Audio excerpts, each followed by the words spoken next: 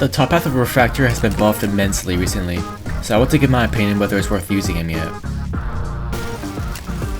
For the buffs he got, his chain now does nearly full damage, which is 85% of his overall DPS. This is a really good buff, as his chain attacks were very weak, and they actually do decent damage now, and they'll actually help out with some of the hordes in expert mode, just by a little bit though. He also no longer has dynamic pricing on top half. I thought it was a stupid thing in the first place. He was way too weak before to have that feature, but now you aren't paying a fortune to get this guy's down.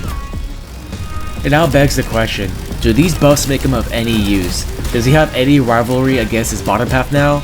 I would say a bit. Let me show you why. On maps that really force you to have bad placements, or just have a lot of obstacles, such as Cow Annoyance or Vinland, where most of the map is covered, the hop-up Refractor gets some use now to the fact that he's more cost efficient, and he can ignore all these obstacles. Now I also tested him out in a mode that's very horde heavy early on, and provides a lot of money.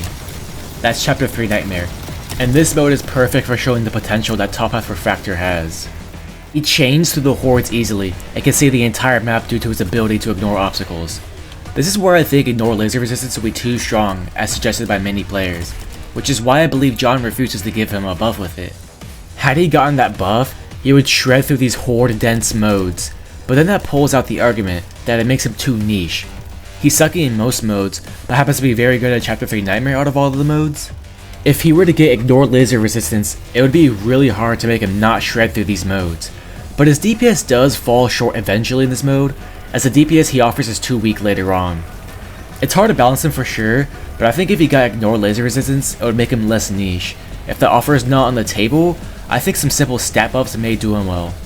And since we do know that the 2025 Christmas event is taking inspiration from Chapter 3 Nightmare, I predict that top half Refractor actually may be of use soon.